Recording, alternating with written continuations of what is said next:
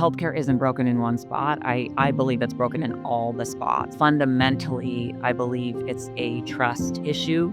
We have built a system that for decades has existed in silos, and each silo works to protect their own and to survive on their own. And that has created fragmentation and complexities and trust issues that are very hard to unravel. It's absolutely critical that we figure it out. And we figure that out by building trust, by coming together.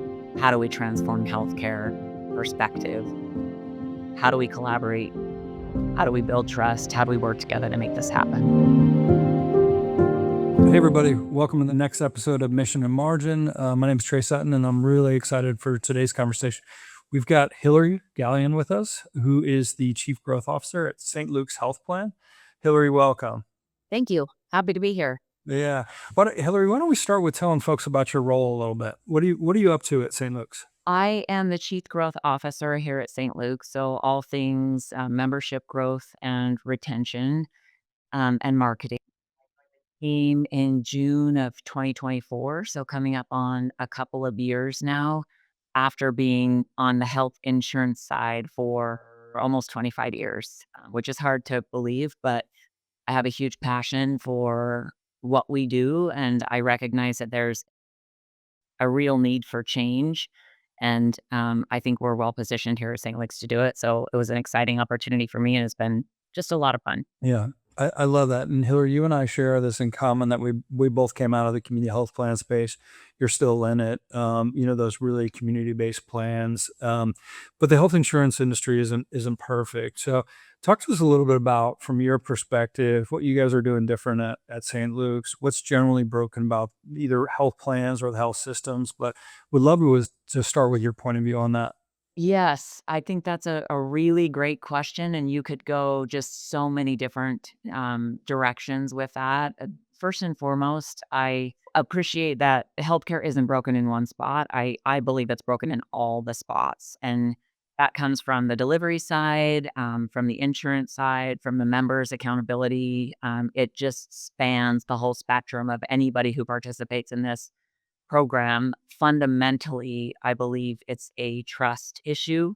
We have built a system that for decades has existed in silos, and each silo works to protect their own and to survive on their own. And that has created fragmentation and complexities and trust issues that are very hard to unravel and very, very expensive. I love the word trust, and it's one that's come up recently in other conversations that I've been having. I think that's such a huge part of it. And even when we look at something like, on the Medicaid side, HR1 redeterminations, that's the word that people are most frequently using to ensure that people maintain coverage. And I think it's just such an important part of the overall ecosystem. What's really unique about your experience, though, is that you've been in a number of different types of health organizations. You've been at a co-op, you've been at a national carrier, now you're at St. Luke's. What's your perspective on those different models, and what works well in those models, maybe what doesn't? Like, how would people think about piecing together the right components of those various organizations or types of organizations if they wanted to get this more right? I have had the privilege of working in various models, and I'm very thankful for those opportunities. I don't think there's a single structure that magically fixes healthcare. The real challenge goes back to our system being fragmented. And when payers, providers, employers, and people operate separately, we're all forced to optimize our own survival. So health plans are managing utilization, providers are trying to get access to care, employers are trying to drive down costs. Each model approaches the challenges a little bit differently, but if our goal is truly better outcomes, lower costs, and a better experience, my belief is the integrated model has the highest potential. We are aligned financially and clinically. So we're solving problems at the same table instead of negotiating across the table. So I do think the integrated model is best positioned. That said, I also recognize that integrated models can drive up costs if there's a lack of accountability, between the clinical and the payer side. So that's something that can't be overlooked or undervalued. Yeah. It's a really cool model that, I was less familiar with, and learning a lot about. Now we're doing a collaborative with Health Plan Alliance, which has I think almost exclusively payviders or system-owned, health plans, and so I wanna come back to that one in a second. I do want to talk a little bit about co-ops. This is going back to the ACA. On paper, it looked like a perfect model. You've got consumers on the board.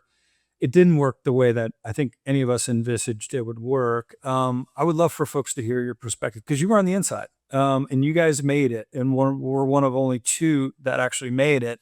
Why do you think it didn't work, and what was unique about your experience at a co-op that did make it work for you all? Well, co-ops have a special place in my heart. I think they were created with the right intent, and that was to bring competition and member first values into the market.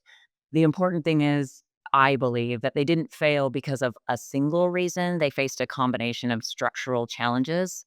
Funding is usually the first thing people point to, and it absolutely mattered, no doubt about it. When you're undercapitalized in a low margin, high risk business, it's very hard to survive those early losses. But beyond that, there were startups operating inside of one of the most complex and heavily regulated industries in the country. The administrative burden alone is significant and it hits hardest before you have scale or reserves. On top of that, building a health plan requires, deep expertise. Attracting that level of talent into an early stage high risk organization is really, really challenging. So I think you had mission driven organizations trying to disrupt a deeply entrenched system with limited capability, capital, heavy regulation, and long runways to sustainability. I don't believe the idea was wrong, but I do believe that the environment made success incredibly difficult. Yeah.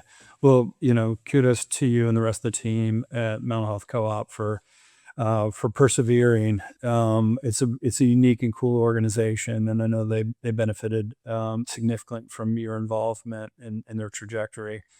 Hillary, going back to the payvider or the system owned, you highlighted some of the benefits. Would love to hear your perspective on some of the tensions that may emerge when the system and the plan are on opposite sides of the table, either in rate negotiations. How do you all handle that? Would love to hear your views. There's absolutely tension, and I think that's kind of the fun thing to see. You look at so coming from somebody like me who's telling you, I do think the integrated model is the solution that has the ability to transform healthcare in a way that we need. There's so many integrated models that have tried and failed, right? So you have to look at that and say, why? My belief in everything I've tried to research and study and understand is it's usually one the organization leans on one side or the other, and that's typically the delivery side. You really have to develop a culture and cultivate a culture that is comfortable with that tension, where you can sit in the same room and say, here's our challenge and how are we going to fix it, without pushing an easy button and saying raise premiums and create more barriers, right? It's really we're in a system that resets every single year, and traditionally, we're hitting the easy button over and over, but we know that does not work. So we absolutely have to hold strong to a long-term vision, a long-term path, and with that comes real tension. Yeah.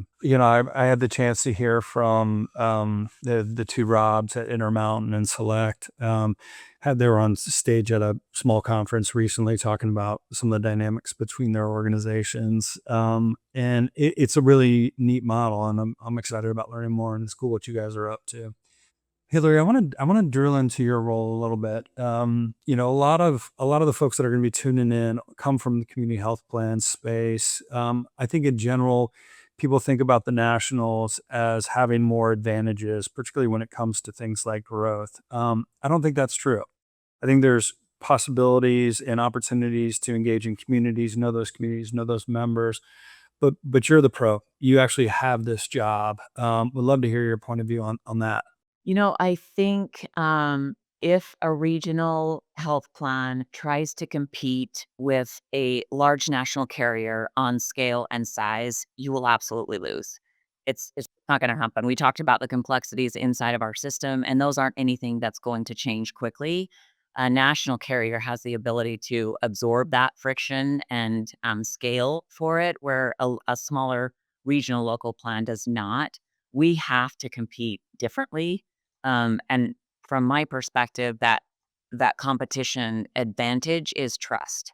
When you're in your market, when you know your market, when you show up in a different way, and when you can truly demonstrate the initiatives and the ways that you are lowering costs, that's what you compete on.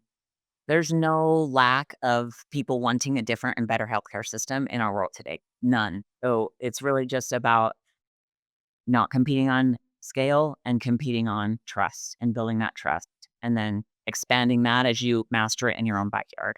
The other thing that I've been talking to folks a lot about lately is that whole margin balance sheet issue. As a community health plan, you don't have 10 states to spread your administrative load across. You don't have the balance sheet necessarily to weather storms.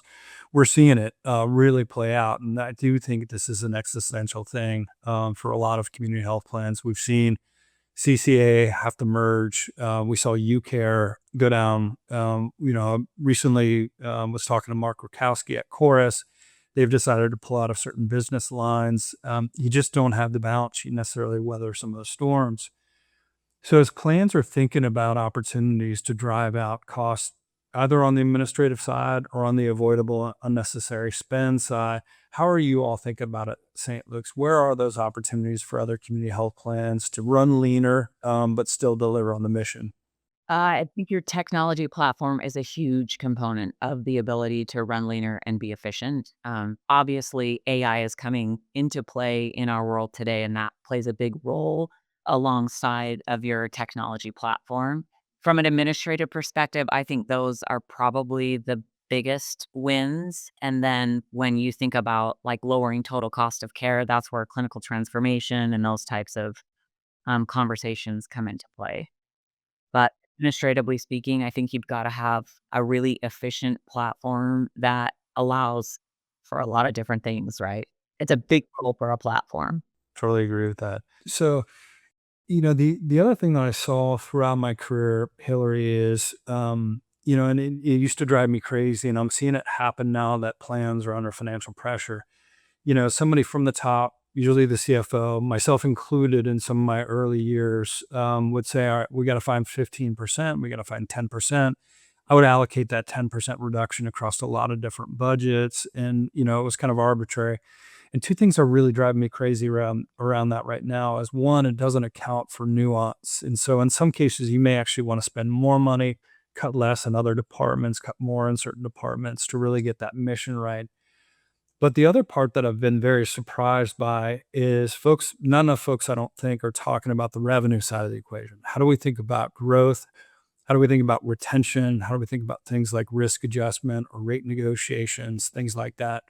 You own a key function of that being in the growth area.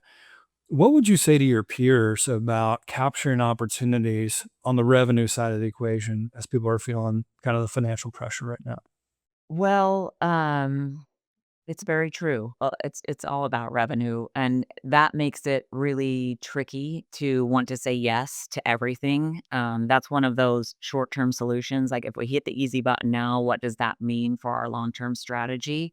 I believe we need to be really committed to understanding what we're good at and to finding clients that match that, and fully recognize that's never going to be a perfect scenario or picture, but if you don't at least understand fundamentally who the right clients are, you can find yourself in a situation where you might land a big client, but they don't align with, who you are as an organization or what your capabilities are. And in the long term, that's a nightmare, which could impact, reputation and all of that. So definitely in the startup, revenue, there's a lot of pressure for revenue. We here at St. Luke's had a strong belief of do the right thing. Like we do believe that if we continue focusing on our long-term vision and not letting go of that because of the short-term temptations, that ultimately we're going to be able to demonstrate a lot of success. Yeah, take us a little bit deeper inside of that, and I'll use the word rubric, Hillary, but evaluation framework, because it's not just about picking the right account or picking growing accounts. It's about picking the right accounts. It's about figuring out the trade-off decisions between pricing and being able to service that account, et cetera, et cetera. Like, how do you guys apply methodology? What are the things that you're thinking through as you make those decisions? Well, I think one of the things that gives us an advantage as a regional carrier is we understand more of those market dynamics, right? So that's an advantage. We know the employer groups that are like house accounts that we know, like if we can land this account, they're local, they recognize the need to partner in this healthcare journey as opposed to just insurance carrier, do your job.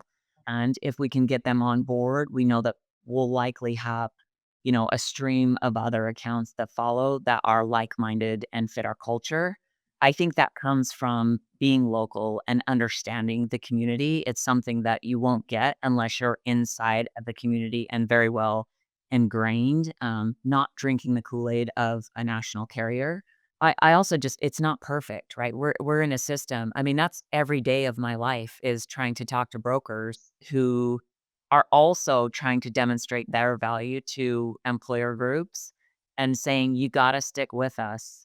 It might be tempting to go out year after year and shop the account to see, is there a better opportunity to get a lower rate? But that is a short-term vision that disrupts the clinical model. It disrupts our ability to impact members, get them on board, work towards preventive things. All of those things take time.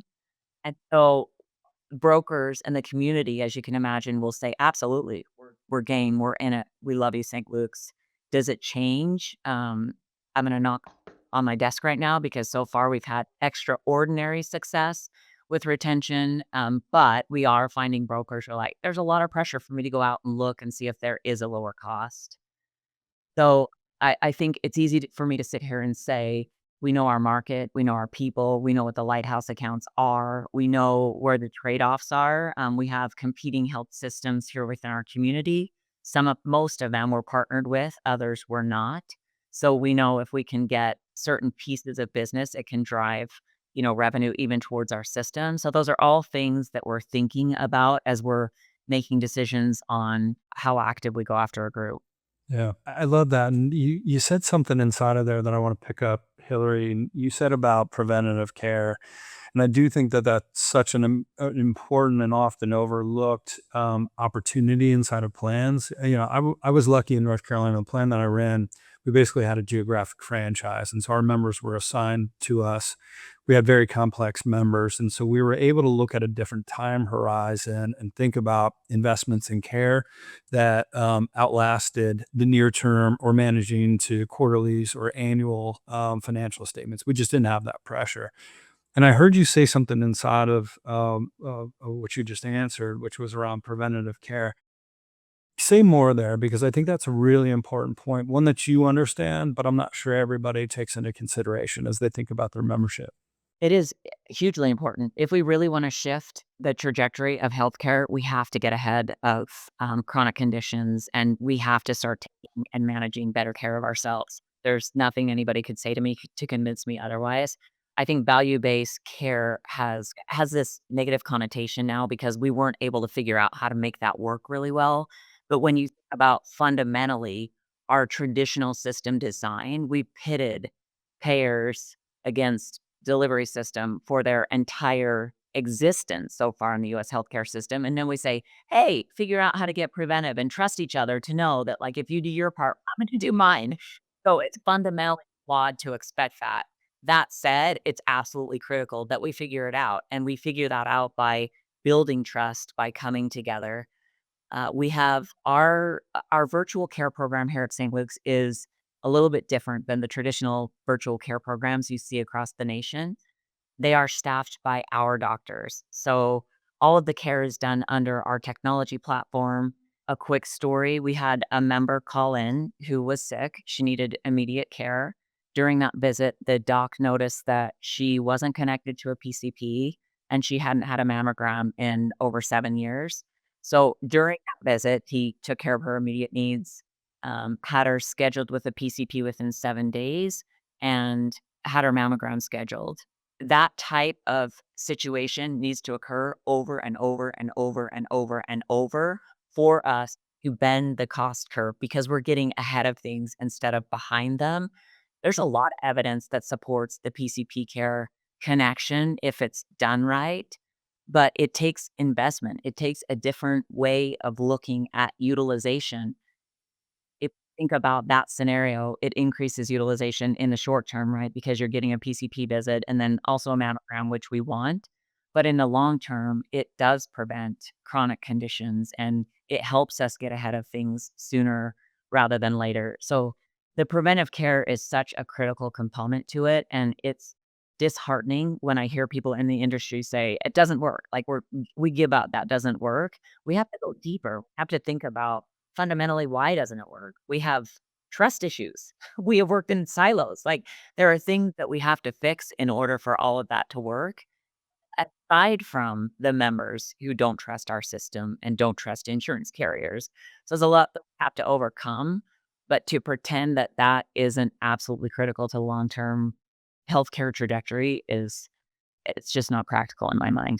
Yeah, I love the example, Hillary, and I mean, you already know this. I mean, two of my family members are alive because of early detection of in cancer screenings. We're able to get treatment, and then that also ties back to work that you and I were able to do before when you were back at the co-op around some of those cancer screenings. And so, just for anybody listening, get your cancer screenings done. If you're on the plan side, figure out how to get more cancer screenings done for on behalf of your members.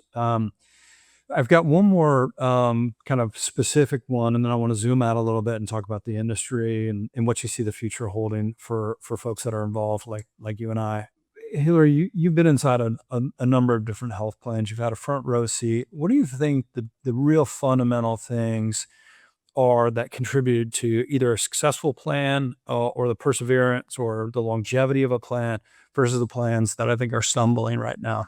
Well, I'm really stuck on the word success because I don't know that while there were pieces of success in each plan that I was in, I wouldn't characterize any of them as overly successful. When I think about my time for, one of the big carriers that I won't name, but that was where I spent much of my career early on that gobbled up, some of the health plans I was a part of.